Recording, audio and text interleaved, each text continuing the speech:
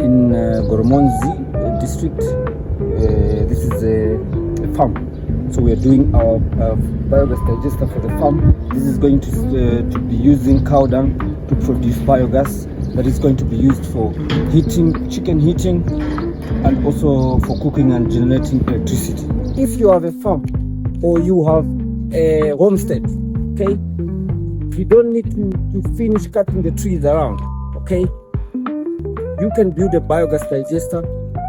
This biogas digester is going to generate you electricity that we are going to use for the homestead using cow dung. So imagine that, okay?